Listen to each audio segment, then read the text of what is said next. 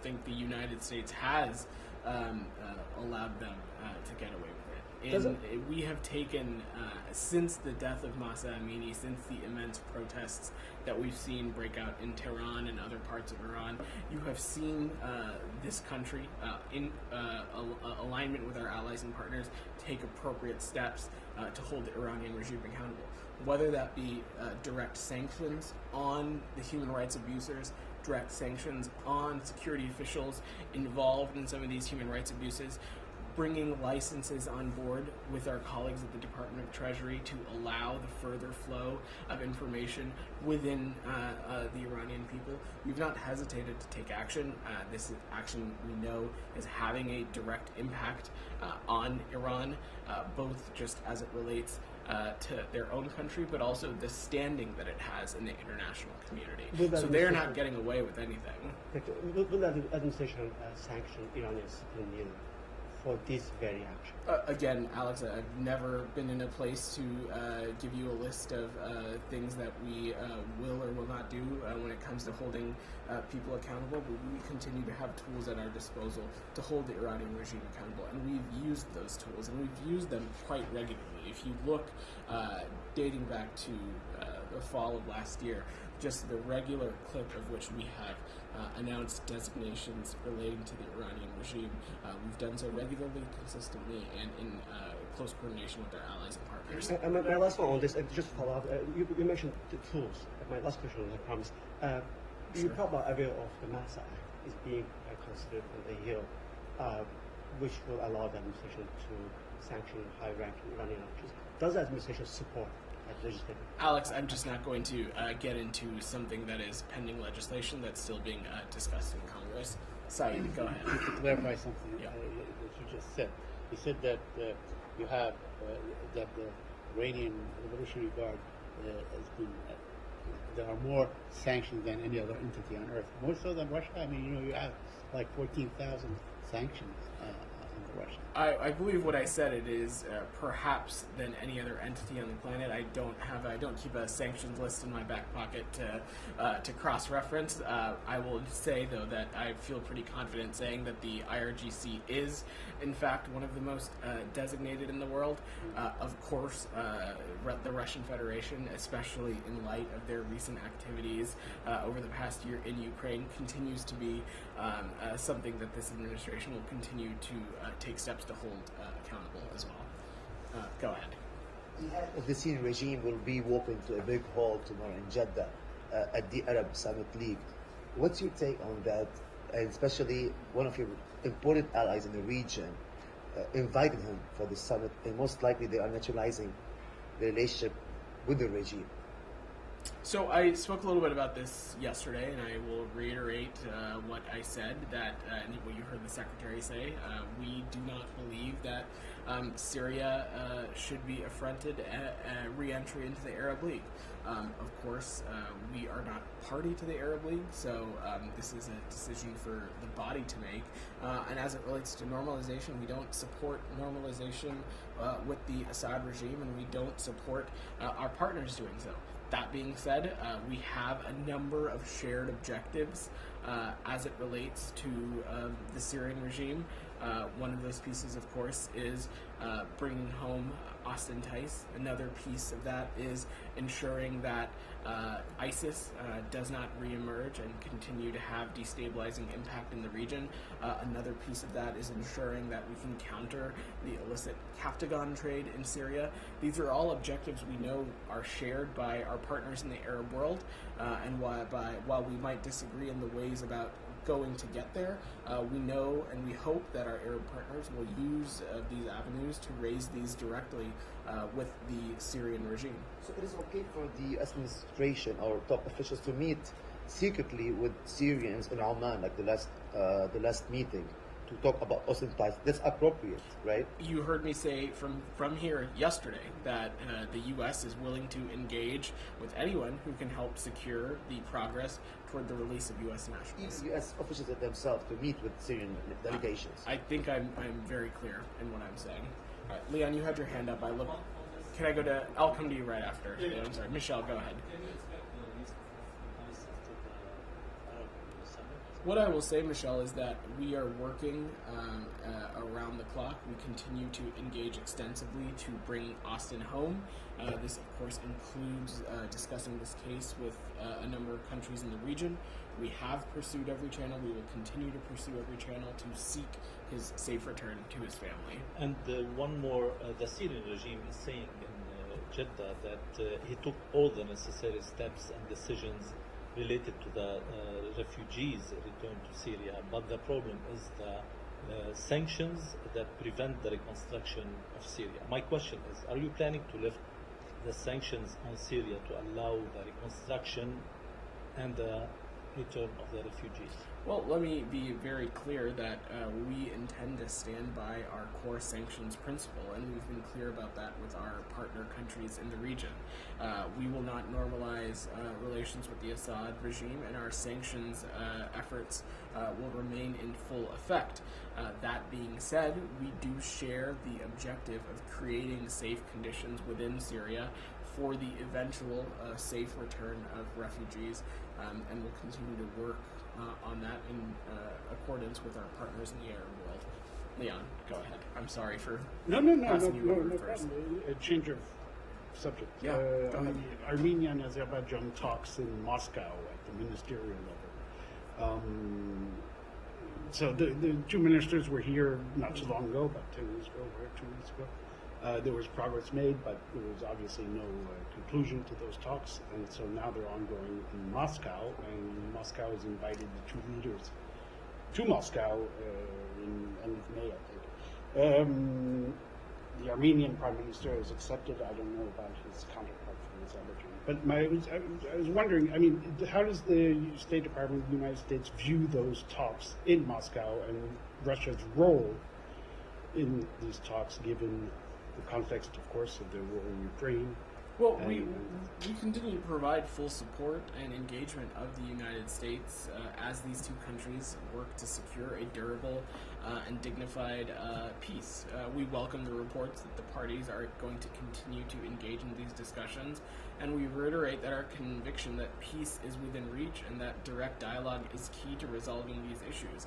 Our view is that direct talks between the parties are of utmost importance, and we're glad to see them happen and take place, whether they are taking place in Arlington, in Brussels, in Moscow.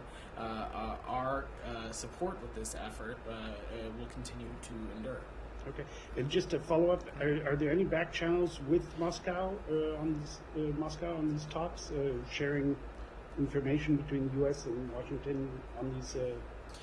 Leon, I'm not, without getting into specific diplomatic engagements, of course, one of the many reasons why we continue to maintain bilateral relations with Russia, even in a time of immense tension, is because there are, of course, issues between our two countries that we need to ensure are talked about responsibly, appropriately, and so I will just leave it at that. Simon, yeah, go ahead. No. So a group of US senators is introducing a bill called the No Start Treaty Act that would recommend withdrawing from New Start.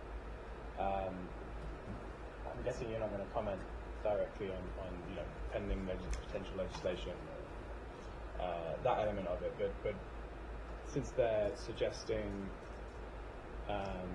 basically they're suggesting that Russia has already withdrawn itself from the treaty, or said it will no longer comply with the requirements of the treaty.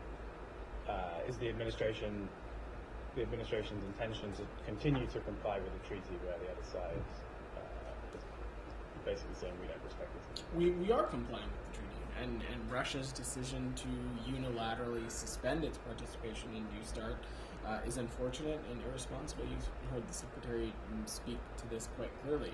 Our view is that mutual compliance of New Start strengthens security interests of not just the United States, but our allies and partners.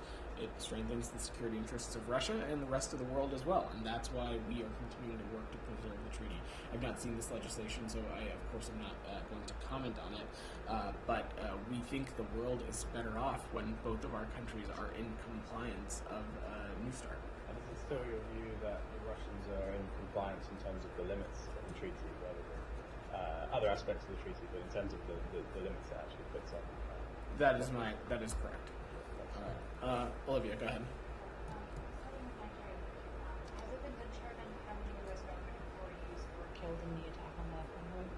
So it has not been determined. We've not been able to ascertain that information. That could potentially take some time and may require some additional steps, such as DNA testing. What I can add is that it's our assessment that the assailants killed at least 4, but probably 7 members of the convoy. But again, we are not at a place where we can ascertain how many of those were our personnel or not. So it's 7 out of 9 entirely. So what is the status of the other victims? Is there a search ongoing? Is there a person they've been kidnapped? There is. We are continuing to work urgently to ascertain the location of the other convoy members. On a separate topic, if Yeah. I may, has the department received a response from the House Foreign Affairs Committee to its letter regarding the Descent Channel cable yesterday? I'm not aware of a formal response back.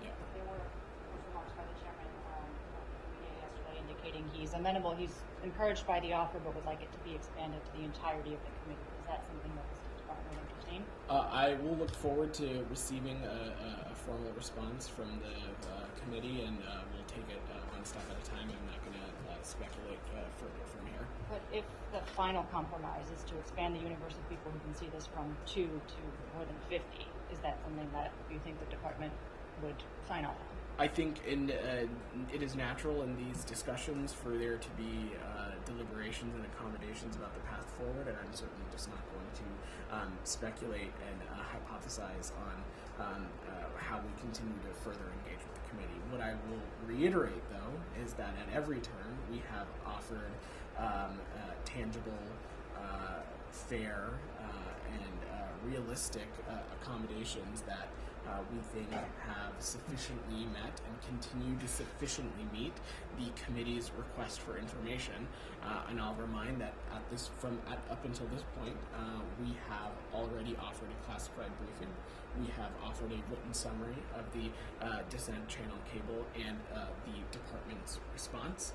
And additionally, we have now made the offer that I shared with you all yesterday for Chairman McCall and Ranking Member Meeks to come to the department and view a version of the cable with personal information redacted. So continue to engage with the committee, but I don't want to get ahead of the process. Yeah. Still don't know the motivation for the attack, is that right? Our assessment still is that there's no evidence to point to that this convoy was targeted due to its affiliation with the United States or the U.S. mission. Goyle, go ahead. Answer 2 questions, please. One on India and one Pakistan. As far as the recently released religious report, it is talk of the town in India, in the media and also government. The foreign ministry is saying that this was a propaganda against India by some groups in the US or outside, which have or has not been properly investigated by the State Department. And what the ministry is saying that India is a rule of law and freedom of religion and worship of law and all that, like in the US. But at the same time, Mr. Sudhir Chaudhary of the Aaj Tak TV channel, he highlighted the report in a very vigorous way, and he's saying that Hindus or BJP was named in the report many times, or maybe more than 100 times. But PFI, which is a Muslim organization who has killed so many people in India, only one time, and they receive funding from the NGOs and anti-India groups or ISI or among others. Yeah. What he said, that what kind of message that State Department or US is sending to India or the people of India. I'm going to jump in, Goyle, because I When think Prime I Minister have comes. a sense of where you're going with this. Let me say broadly that we carefully monitor the religious freedom situation in any country, and we encourage each government to uphold its commitments to protect religious freedom, to protect human rights for all, and officials from the Secretary and the President on down engage regularly on steps that they can take and engage with their counterparts on to advance religious freedom and human rights.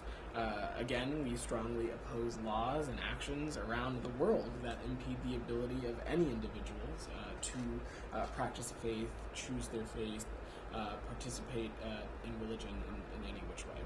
Second on Pakistan, Sure. sir, I'm sure you must be watching, or State Department must be watching what's going on in Pakistan right now. Imran Khan, he has been called that he is a traitor and he should be put to death by the National Assembly in Pakistan. And now all the action is in Lahore, where Imran Khan is there, police and military and all that. What my ask is that Imran Khan is talking about breaking of Pakistan and all that, and now he said he will be killed. So how much we have to believe in media, in TV or there, and what is the reality? What is the actual? Are you getting any information, or your embassy in Pakistan? Because Lahore is not far away from Islamabad. This is a situation that is internal to Pakistan, and as you have heard me say before, the United States does not choose a particular candidate or political party. In Pakistan, our view is that a strong, prosperous, secure Pakistan is key to U.S.-Pakistan bilateral relations, but I don't have any other comments to add on the situation there. Saeed, you've had your hand up. Go ahead. Very quick question. The Israeli newspaper Haaretz reported that the Israeli finance minister Smotrich has asked to prepare for 500,000 more settlers in the West Bank and the settlement in legal outposts. And I know the position of this administration on settlement, but what measures are you willing to take to deter or to dissuade him from pursuing this? Saeed, we regularly engage with Israeli officials on this issue, and will continue to do so. You've heard me say this before, that like most administrations previously, we view the expansion of settlements as an obstacle to peace that undermines the geographic viability of a two-state solution, and we continue to oppose any unilateral steps that incite tensions, harm trust between the parties, and undermine this viability of a two-state solution. So, if in fact they begin to, allocate funds and so on to pursue this goal, would you say that is unacceptable to the United States of America? Would you declare such a thing as being unacceptable? Saeed, we have been clear and have not parsed words that actions such as these, like the expansion of settlements, they undermine the ultimate goal, our ultimate goal for the region, which is a two-state solution. And we raise this issue directly with our Israeli partners, with our partners in the Palestinian Authority, and we will continue to do so. Go ahead. Yeah. Today, Chinese embassy in Tokyo has delivered grave concern to Japanese government, saying the G7 summit is taking negative posture against China. And at the same time, Chinese Foreign Ministry also criticized United States and Japan that they have responsibility to growing tension in Taiwan Strait. So I'm wondering if you would, how you would react to these allegations. The G7 is about tackling the many pressing global challenges that are in front of us, and it is about the world's most advanced economies working together through international cooperation to address some of these very serious challenges, whether that be addressing climate change, whether that be addressing health insecurity, food insecurity, Russia's barbaric and unjust war in Ukraine. The G7 is not about one country or another. It is about what these collective economies can do as a whole in partnership for the world, for the international community. And that is what you are going to see President Biden, Secretary Blinken, and other leaders who are there right now reiterate in their engagements while in Hiroshima. Alex, go ahead. Let me get your reaction quickly to Russia's freezing Finnish embassy's bank accounts in response to what is called unfriendly actions of the West. I've not seen those reports, so I don't have any assessment to offer. Broadly, though, Russia should make sure that it obliges with appropriate auspices under the Vienna Convention as it relates to whatever engagements that they have with this particular diplomatic facility. But I'm not aware of this. I don't have anything else to offer. Thanks so much. Back to Karabakh, if you don't mind. Not to beat around the bush. I'm just curious, How confident are you that the Moscow process will serve in terms of carrying out the peace process to the desirable outcome? We talk about different format, different, mediator. Do you have any concern that, given Russian officials? I'm just not going to prescribe or hypothesize or speculate from here, Alex. Our view is that that peace between the countries is possible, and the U.S. continues to welcome and work towards a durable and dignified peace in this case. And I'm going to go to Leon. Just one clarification, because this question was asked previously. Ambassador Ricker was on the record last fall saying that he tried to reach out to his Russian colleagues, and they did not return his call. I was wondering if Special Advisor Bono has done the same, and where is he these days since the end of the He continues to be deeply engaged in this issue, as you know, Alex. I don't have specific diplomatic calls to reach out, but again, I'll reiterate that we found the talks that we hosted in early May as constructive. The parties themselves agreed to certain terms and believe have a better understanding of each other's points of view. We continue to welcome the continued dialogue on this. Leon.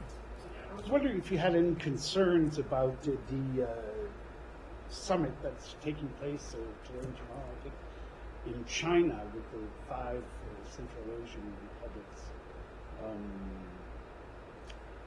There's a big push, obviously, by China to create ties with these republics, which are moving it a little bit away from Moscow, given the war in Ukraine. Now, I know, obviously, the secretary was there not so long ago in these 2 of these republics, but should the U.S. be concerned about this summit, and should you be doing a little bit more in terms of trying to reel in these 5 ex-Soviet republics? Leon, we've been doing a lot. I will let the PRC and the C5 countries speak to their own engagements. These are sovereign decisions for them to undertake on their own, but we strive to be a reliable and steadfast partner to countries in Central Asia. As you so noted, Secretary Blinken in Astana in I think it was March, had the opportunity to convene a C5 ministerial.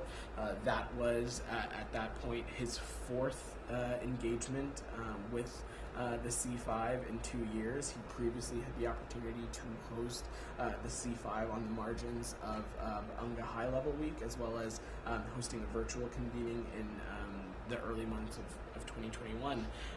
We look forward to continuing to collaborate with Central Asian partners on a number of bilateral issues, whether that be strengthening our cooperation in the energy sector. There is, of course, a security nexus given their proximity in certain regions of the world, as well as deepening our important people-to-people ties, as well as deepening important trade relationships as well. I will also note that when Secretary Blinken was in Astana in Uzbekistan earlier this year, we were happy to launch $45 million of U.S.-funded economic resilience initiative in Central Asia to diversify some of these many issues that I was talking about. Central Asia's trade routes, expand investment in the region, increase employment opportunities. So our engagement with Central Asia continues to be robust. The examples I have given are just from what the Secretary has done, but others in this department continue to be deeply engaged, yes, as does the Secretary. That's what I mean. You just said $45 million compared to a lot more money being engaged by China on the Silk Route and things like that. And this is a summit, obviously, at the leaders level. Chinese leader has pinned it as a new era, new opening. So are you? Question is, are you concerned about that? And do you have to step it up? We are very confident about the engagement and the inroads that we continue to make in Central Asia, specifically through the C5, and we look forward to continuing to engage with the region. Simon, go ahead. I wanted to move to the Pacific Islands. Sure. The Secretary's supposed to be in, or will be in Papua New Guinea. The last couple of days, there have been announcements of that you guys have agreed to renew these compact of free association agreements with Micronesia and now Palau. We believe the Marshall Islands is the outstanding one that you're trying to get agreed. I wonder if you could sort of explain what's the sticking point there? Why haven't you been able to get an agreement with the Marshall Islands so far? And do you think you can get that agreed so that something can be signed when the Secretary is there? I'm certainly not going to get ahead of the Secretary's trip. We, of course, look forward to his trip to the U.S. Pacific Islands Forum in Port Moresby. And as it relates to your question about the COFA assignment, I'm going to have to check with the team and get back to you, see if we have any additional information for you. Question correct? I thought all three of them were done. And basically, what's waiting is congressional approval for the money. Well, I'll have to double check on that, Simon, and can get back to you. Sure. Jeddah Summit. Yeah. In the past, American diplomats participated in these summits. Do we know who's participating? I talked about this last week. I said that Assistant Secretary Molly Fee and Ambassador Godfrey are leading the U.S. delegation to Jeddah, and they continue to be deeply engaged in that process. Are you talking about the air? Are you talking about the Sudan talks? I'm talking about the Jeddah Summit. My apologies. My apologies. My apologies. I know that I will understand. My apologies. I assumed you were talking about the talks relating to Sudan. I will have to check. I'll check and get back to you on that. All right. Thanks, everybody. All right. Some of the logistical questions, not a policy question. Well, it actually might be a I policy love these. question. Yeah. And bear with me where I'm going. Have you looked at have you gotten any emails from any of your colleagues in the last, before you came out here, obviously not while you've been at the podium, but since about noon or so? Why don't you get to your question? And then Have you? What's your question? Do you have? Are you able to look at them right now? My email? Yeah. I'm not going to pull up my email from the podium. No. You don't need to show it to me. Yeah. I want to notice. I want to know if you noticed anything different in the from line where it gives the sender.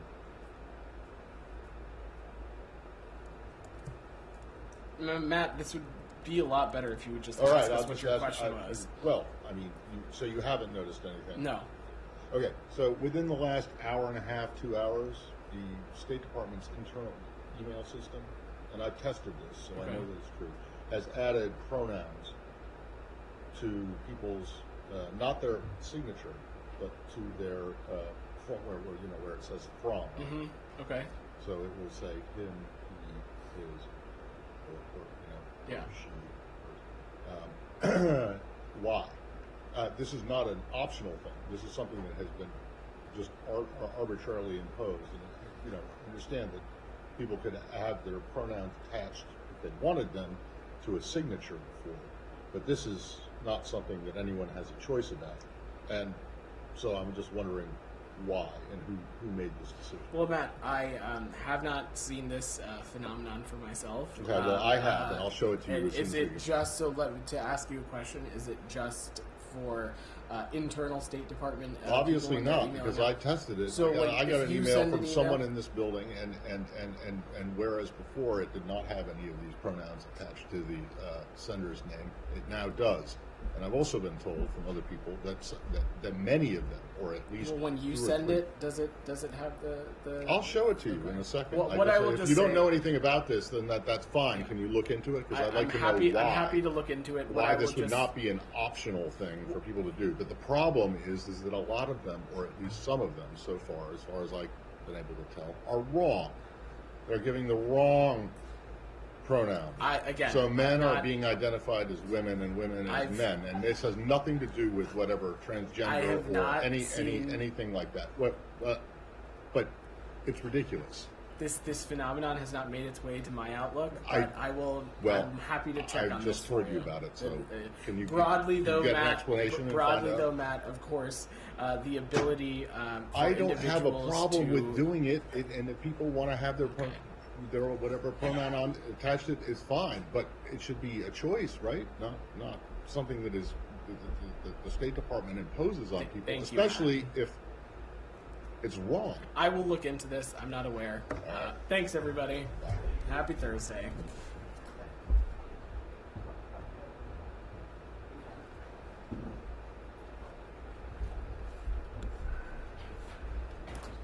mentioned for dramatics.